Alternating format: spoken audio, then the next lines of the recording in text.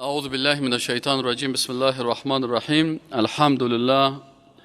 به هزاران مرتبه و میلیون ها مرتبه حمد و شکر بر الله میگیم که الله بر ما و شما توفیق داد که در سپاره 17 برسیم در سوره انبیا و در آیت 91. الله متعال وقتی که این پیغمبرها را بیان کرد گفت ان هذه امتکم امه واحده. چی معنی؟ یعنی که تمام پیغمبرا، تمام اصحاب پیغمبرا، اصحاب حقیقیشان از آدم علیه السلام گرفته تا محمد صلی الله علیه و سلم کلشان یک امت تشکیل میتن. کدام امت؟ امت اسلامه. الله متعال گفتن که ان هذه پیغمبرایی را که ما بر شما ذکر کردیم، این اقوامی از اینا را که براتون ذکر کردم، این مسلمان ها کلشان امت واحده، یک امت بودن. و انا ربکم فاعبدون، و ما الله متعال میگه رب همه شما هستم، از آدم علیه السلام تا عیسی علیه السلام تا موسی علیه السلام، ابراهیم علیه السلام، همه ایشان. وقتی که گپا گفته میشد باز ابو جهل بسیار زور میداد. هر وقتی که وحی میامد اینا را زور میداد، لکن الله متعال بیان کرد بر از اینا که این امت واحده هست و ما ربتان هستم. و تقطعوا امرهم بینهم، اینی کسانی که قطع کردن امورشان را در بینشان، یعنی کسانی که قطع کردن امورشان در بینشان، یعنی خدا از این امت اسلام کشیدن، دور کردن. کلون الینا راجعون، همه از اینها به ما رجوع میکنن، چی مؤمن است و چی کافر است. پس الله متعال میگه کلشان به ما مراجعه میکنن. فمن یعمل من الصالحات، پس هر کسی که از اعمال صالحه میکنه و هو مؤمن، در حالی که او با ایمان است، فلا کفران لسعیه، پس کفران بر سعیش نیست، یعنی سعی و تلاشی که کرده او هیچ وقت ناسپاسی نمیشه، حتما او برش پاداشش داده میشه. و انا له کاتبون، الله متعال میگه ما امی سعی و تلاش و زحمت کشی از اینا را نوشته میکنیم، ملائکه ما را وظیفه دادیم که یک یک نقطه او را چی کنن؟ یادداشت بگیرن و باز پاداش برشان میدهیم.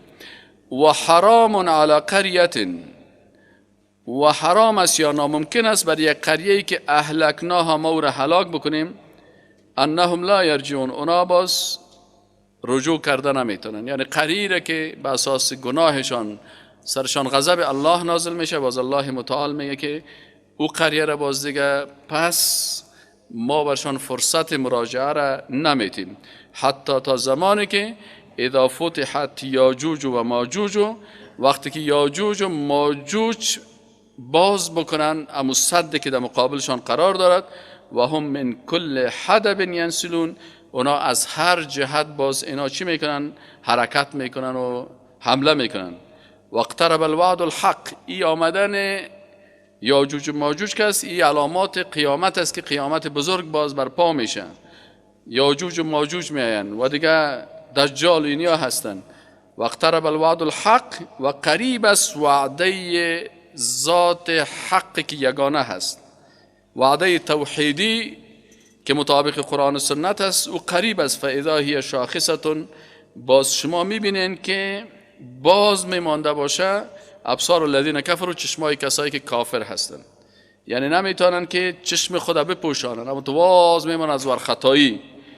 یا ویلنا، باز اینا صدا میکنن میگن وای افسوس بر ما، قد کنا فی غفلت من هذا، ما بسیار در غفلت بودیم از این، بل کنا ظالمین، بلکه ما ظالم ها بودیم. انکم، الله متعال میگه که شما مردمای بیدین، حال چیخ میزنین و صدا میکنین، انکم و ما تعبدون من دون الله، شما و هر کسی که بغیر از الله عبادت میکردین و اونا باز راضی بودن از عبادت شما، حسب جهنم. دو قسم معبودا هستن، یک قسم معبودایی هستن که عبادت میشن و از عبادت راضی هستن، اونا تواغیت هستن. و یک قسم معبودایی هستن که اونا در زندگی خود موحدین بودن، وقتی که مردن مردم در شخصیت از اونا چی کردن؟ افراد کردن، مثل عیسی علیه السلام، مثل بسیاری از اولیاء الله. اونا راضی نبودن کس بر از اونا سجده و عبادت و نذری کارا بکنن، بعد از او باز اونا افراد کردن. اونو معبودایی که عبادت میشن و یا اطاعت از قانونشان میشه که ضد شریعت الله هست و از او راضی میباشه، اینا هم حسب جهنم، آتش یا آتش انگیز یا درگران یا هیزم جهنم هستن. انتم لها واردون، شما کسایی که ظالم و مشرک هستین به همراه معبودان باطلتان که از عبادت شما راضی بودن، در ای وارد میشین، داخل میشین. لو کان هؤلاء آلهة ما وردوها. الله متعال میگه اگر اینا حقیقتا خودشان معبود می بودن، توانایی و قدرت می داشتن، باز اینا داخل دوزخ نمی شدن. و کل فیها خالدون. باز شما می بینید که بت‌های مجسمه هایتان و کسایی که رهبرای باطلتان هستند، اندیشه های کفری بر شما ایجاد کردن، رؤسای احزابتان است و شما را به گمراهی میکشند، کلتان در میاتش دوزخ بر همیشه می باشین. لهم فیها زفیر. اینا در بین دوزخ یک زفیر، یک صدای خطرناک، یک چیغ و فغان می داشته باشند. و هم فیها لا یسمعون. و ایشان در او هیچ نمیشنوند. و در حالی که ایشان در امی دوزخ نمیشنوند، چیغ زده میرن، نه صدایشان کس جواب میده و خودشان هم مثل کراوار چیغ زده میرن، اما نمیشنوند که آیا ما چیغ ما هست صدایش بر مردم میرسه نمیرسه. یک حالت بسیار خطرناک. ان الذين یقینا کسانی که سبقت لهم من الحسنى، کسانی که سبقت کرد بر اونا من از جانب الحسنى نیکی ها، یعنی اینا اعمال صالحه کردن، ایمان داشتن، تقوا داشتن. والعصر ان الانسان لفی خسر الا الذين آمنوا وعملوا الصالحات. کسی این سه چیز داشت: ایمان، اعمال صالحه، دعوت به حق و صبر. دعوت به حق، دعوت به توحید و صبر. اولئک اینی مردمای محسن و نیک، عنها مبعدون، از این عذاب دوزخ، از این جزاهای کس بسیار دور می باشند. لا یسمعون حسیسها. حتی چون بعضی اوقات انسان از شنیدن آواز دوزخی ها خسته میشه، الله متعال میگه حتی نمیخوایم که یا خسته شوند، حتی همون صدای دوزخی ها را هم یا نمیشنوند. و هم فی مشتهت انفسهم خالدون. بلکه اونا در او چیزی که اشتها داشته باشه، خوش داشته باشد نفسهایشان، خالدون بر همیشه می باشند. لا یحزنهم الفزع الاکبر. بر مؤمنای حقیقی این پریشانی اکبر یا سختی بزرگ، سختی قیامت است، هیچ اینا را جگرخون نمی سازه. چرا؟ در آیت دیگه قرآن میگه فهو فی عیشة راضیه. این در زندگی می باشه که راضی می باشه. و تتلقاهم الملائکه. در اینمی روز قیامت امرای این مؤمنای حقیقی ملائکه ملاقات میکنن. برشان چی میگه؟ میگه هذا یومکم. روز قیامت یوم الدین میگن، نه؟ میگه روز قیامت روز دین است. چی معنی؟ روز مردمای دیندار است. ملائکه میگه برشان میگه که هذا یومکم، اینمی روز شماست، الذی کنتم توعدون، که شما به این وعده داده میشوید. الله متعال میگه ما به اساس قدرت خود چی میکنیم؟ یوم نطوی السماء کطی السجل للکتب. شما میگه کدام وقتی همین کتاب کاغذ دیده باشین که کسی کاغذ میگیره، باز هم تو چی میکنیشه؟ تو لولهش میکنه. مثلا کاغذ میگیرین، باز شما تو دستان میگیرین، یک قسمی چیش میکنین، این تو لولهش میکنین که این تو یک چیز باز دستان میگیره، این کاغذ است. الله تعالی میگه ما اینمی آسمان زمین اینمی قسم میکنیم. یوم روز قیامت روز است که نطوی السماء میپیچانیم آسمان را، کطی سجل، مانند پیچیدن سجل للکتب، برای کتابت. مثل که شما امو سابق ورقا را وقتی که میگرفتن، باز تو کلولش دورش میدن در میدن، باز برای کس میدن که ببر به فلانی شخص. اینمی قسم میگه نمی آسمانه، مثل که کاغذ شما میپیچانین، اینمی قسم میره میپیچانیم. کما بدأنا اول خلق نعیده.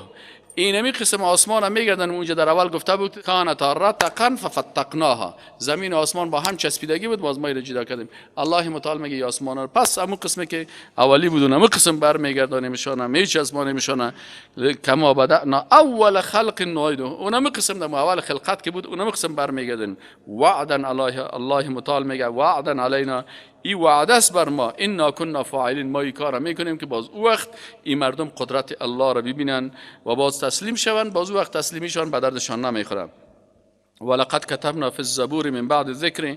الله متعال میگه شما یک کتاب آسمانی زبور هم بود، بعد از اینکه نصیحت و پند در اون نوشته شده بود، میگه ان الارض، برشان گفته بودیم که این زمین که است، یرثها عبادی الصالحون، وارث از زمین که از بنده های صالح است. یعنی الله متعال اینمی زمینه، حکومت زمینه، خلافت زمینه برای بنده های صالح خود میده. اینم قدر بالای سر ما و شما همی خلافت الهی و خلافت الله هست که در روی زمین ما و شما مسلمان های بنده های صالح حاکمیت بگیرن، لکن به شرطی که بنده صالح باشی که الله را نصیبت بگردانه. بسیار نزدیک است، اما کو تو بنده صالحی که مستحق ازی باشه، مثل رسول الله صلی الله علیه و سلم، مثل ابوبکر صدیق، امرایش صحابه بودن، عمر فاروق امرایش شخصیت ها و اصحاب بودن، تابعین بودن، شخصیت های بزرگ واقعا موحد و یکتاپرست بودن که الله زمین خود بر از اونا داد که حاکمیت بکنن. عمر رضی الله تعالی عنه، عثمان رضی الله تعالی عنه، علی رضی الله، در سه قاره جهان حکومت از اونا بود. سبحان الله. او وقت سه قاره کشف شده بود، در سه قاره مسلمان ها بیرق اسلام رسانده بودن. اما حال مسلمان ها چرا نمیتونن؟ به خاطر از اینکه عبادی صالحین، بنده های حقیقی صالح الله بسیار کم است.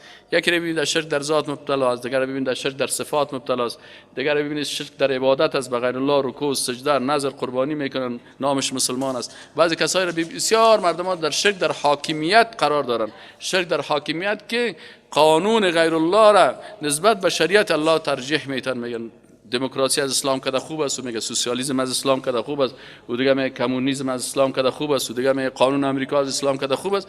باز میگه من مسلمان هستم و در دیره مسلمان ها مرا دفن کنین. این الله متعال میگه برای ما این حکومت نمیتیم.